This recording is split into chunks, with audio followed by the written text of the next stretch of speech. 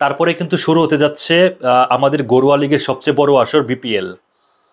এবারের বিপিএল কিন্তু শুরু হবে 19 তারিখ। প্রথম যে ম্যাচটা সেটা হচ্ছে কুমিল্লা ভিক্টোরিয়ান্স ভার্সেস হচ্ছে দুরন্ত ঢাকা। ম্যাচটা শুরু হবে হচ্ছে বাংলাদেশ সময় দুপুর 1:30টায়। এটা হচ্ছে আমার কনসার্ন। আমার কনসার্ন যেটা হচ্ছে, আপনারা কি জানেন যে বিপিএল এর প্রতিটা ম্যাচ থেকে বিসিবি কত টাকা আয় করে? আমাদের কাছে যে হিসাবটা আছে তাতে দেখা যাচ্ছে বিসিবি প্রতিটা ম্যাচ থেকে কোটি টাকার উপরে আয় করে থাকে। যদিও হচ্ছে বলা হয়ে থাকে যে বিপিএল এর মান দিন দিন কমে যাচ্ছে, কিন্তু তারপরেও টাকার যে ঝনঝনানি বা এই ফ্র্যাঞ্চাইজি লিগ টুর্নামেন্টে টাকার যে ঝনঝনানি সেটা কিন্তু কমে নাই। তাতে হচ্ছে বিপিএল এর যে আয়, সেই আয় দেখলেই বোঝা যায় যে বিপিএল কি পরিমাণ টাকা বিসিবি প্রতি বছর বা প্রতিটা ম্যাচ বাই ম্যাচ তার আয় করে থাকে। বিসিবি সবচেয়ে বেশি টাকা যেভাবে আয় করে সেটা হচ্ছে সম্প্রচার যে সত্ত্ব আছে সেটা থেকে।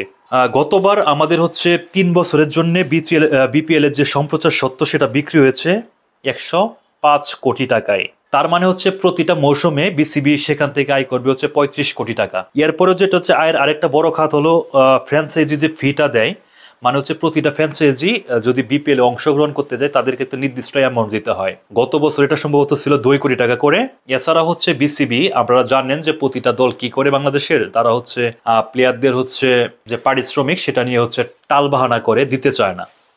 তো এটার জন্য হচ্ছে বিসিবি প্রতিটা দল থেকে 5 কোটি টাকার একটা হচ্ছে ব্যাংকে গ্যারেন্টি নিচ্ছে আর কি, যেটা হচ্ছে বিসিবির অ্যাকাউন্টে অলরেডি হচ্ছে জমা করার পরে তাদেরকে লাইসেন্স দেওয়া হয়েছে। এছাড়া হচ্ছে যে টাইটেল যে স্পন্সরটা ছিল সেটা হচ্ছে 3 বছরের জন্য বিক্রি হয়েছে 16 কোটি টাকায়। তো অলমোস্ট হচ্ছে 5 কোটি টাকা করে হচ্ছে প্রতি মৌসুমের হচ্ছে গুনতে হবে টাইটেল স্পন্সরদের।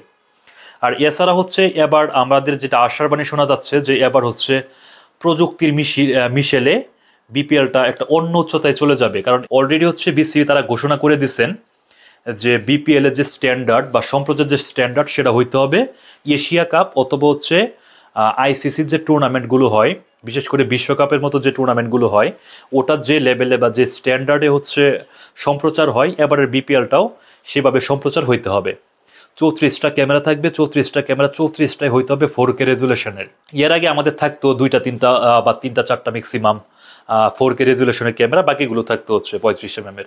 কিন্তু এবার হচ্ছে বিসিবি ডিরেক্ট বলে দিচ্ছে যে আমাদের 4K রেজুলেশন ছাড়া সম্প্রচার করা যাবে না। এছাড়া হচ্ছে গ্রাফিক্সে অত্যাধুনিক গ্রাফিক্স এবার দেখা যাবে, যেহেতু হচ্ছে আইসিসির যে স্ট্যান্ডার্ড, আইসিসি এবং এশিয়া কাপের যে স্ট্যান্ডার্ড সেই স্ট্যান্ডার্ডে সম্প্রচার করা হবে। প্লাস হচ্ছে আপনারা জানেন কিছুদিন আগে হচ্ছে যে আমাদের সবচেয়ে বড় যে সমস্যাটা ছিল সেটা হচ্ছে মেরমেরে উইকেট, মানে হচ্ছে উইকেটে রান হয় না। কিন্তু এবার বিপিএল আর গভর্নিং কাউন্সিল যেটা করছে তারা হচ্ছে আগেভাগেই, আপনারা জানেন যে আমাদের হচ্ছে একজন কিউরেটরের যে হেড তাকে নিয়োগ দেওয়া হয়েছে ইংল্যান্ডের। উনি কাজ করতেছেন। আমি কয়দিন আগেও দেখলাম যে বিদেশ থেকে মাটি নিয়ে আসা হয়েছে উইকেটের উপর রোলিং করার জন্য, যাতে করে বাউন্সি উইকেট হয়, ভালো রান হয়, হাই স্কোরিং রানিং হয়। কারণ জানেন যে কিছুদিন পরে হচ্ছে টি20 বিশ্বকাপ, সেটা মাথায় রেখে এবারের যে উইকেটগুলো সেইগুলো হচ্ছে তৈরি করা হচ্ছে। প্লাস এবার যেটা যদিও হচ্ছে ডিউ ফ্যাক্টর একটা বড় কনসার্ন হবে আমাদের জন্যে, কারণ এখন হচ্ছে শীত মৌসুম চলতেছে, প্রচুর কুয়াশা পড়ে। তো এই কুয়াশায় বল ওরকম বাউন্স করার কথা না। এমনিতে হচ্ছে আমাদের মিরপুরের উইকেট আপনারা জানেন যে কীরকম উইকেট হয়। তারপরেও মনে হচ্ছে যে এবার ভালো একটা রান হবে। এছাড়া যে বিষয়টা হচ্ছে যে গতবার আমাদের বিপিএল নিয়ে সবচেয়ে বেশি যে বিষয়টা নিয়ে আলোচনা হয়েছে সেটা ছিল হচ্ছে আম্পায়ারিং মান ছিল একবারে যাচ্ছে তাই। বিশেষ করে হচ্ছে ডিআরএস ছিল না, লাস্টে 2টা ম্যাচ ডিআরএস ছিল, বিসিবি সের ব্যবস্থা করতে পারে নাই। ছিল হচ্ছে আমাদের এডিআরএস, মানে হচ্ছে ইসের বিকল্প, ডিআরএস এর বিকল্প ছিল এডিআরএস। এডিআরএস তো কি পরিমাণ রেজাল্ট দিছে সেটা আপনারা সবাই দেখছেনই, বা এটা নিয়ে কতটুকু কথা হয়েছে, কত আলোচনা হয়েছে সবাই দেখছেন। এবার সেই ভুলটা করে নাই বিসিবি। অলরেডি হচ্ছে 3 বছরের জন্যে ডিআরএস প্রযুক্তি যারা দেয় তাদের সাথে তো 3 বছরের জন্য চুক্তি করা হয়েছে। তারা হচ্ছে আগামী 3 বছর বিপিএলকে হচ্ছে ডিআরএস প্রযুক্তি সরবরাহ করবে। অলরেডি যেটা ঘোষণা করা হয়েছে সেটা হচ্ছে বিপিএলের একবার শুরু থেকেই ডিআরএস প্রযুক্তিটা আমরা পাবো। আর যেটা দেখলাম গতকালকে কিছু ছবি সামাজিক যোগাযোগ মাধ্যমে ঘুরতেছে, মাঠের পাশে যে ডিজিটাল পেরিমিটার সেটা স্থাপনের কাজ চলতেছে। আমি দেখলাম যেটা যে অলরেডি হচ্ছে টেকনিশিয়ান যারা আছে, স্ক্রু যারা আছে, তারা হচ্ছে এটার স্থাপনের কাজ করতেছেন। অর্থাৎ মাঠের পাশে আপনার আগে তো হচ্ছে আমরা ম্যানুয়াল প্রিন্ট করা বিজ্ঞাপন দেখা যায়, তো এবার হচ্ছে ডিজিটাল পেরিমিটার থাকবে, সেখানে হচ্ছে বিভিন্ন বার্তা ডিজিটালি ভাসবে আর কি, বা দেখা যাবে। এছাড়া হচ্ছে স্পাইডার ক্যাম্প থাকবে, যদিও স্পাইডার ক্যাম্প হচ্ছে সিলেট এবং চট্টগ্রামে ইউজ হবে না, শুধুমাত্র হচ্ছে মিরপুরে আমরা স্পাইডার ক্যাম্প দেখতে পারবো।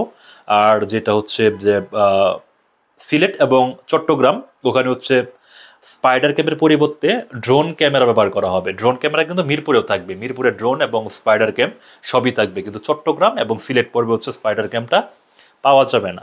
বাকি সব কিছুই চট্টগ্রাম এবং সিলেট পর্বে থাকবে।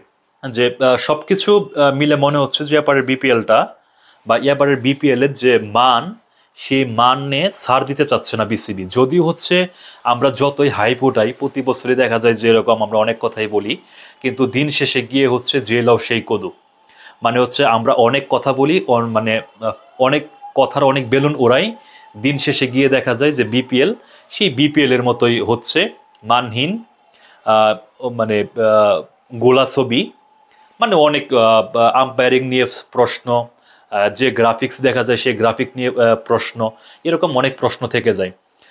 এবার কি সেটা বিপিএল-এর যে গভর্নিং কাউন্সিল আছেন তারা সেটা ওভারকাম করতে পারে কিনা, সেটা হচ্ছে আমাদের দেখার বিষয়। যদি সেটা ওভারকাম করতে পারে তাহলে নিঃসন্দেহে একটা ভালো বিপিএল আমরা পেতে যাচ্ছি, আমরা যারা সাধারণ ভক্ত আছি তারা পেতে যাচ্ছি, এটা বলাই যাচ্ছে। ধন্যবাদ সবাইকে সাথে থাকার জন্য। পরবর্তীতে কথা হবে অন্য কোনো বিষয় নিয়ে। ধন্যবাদ।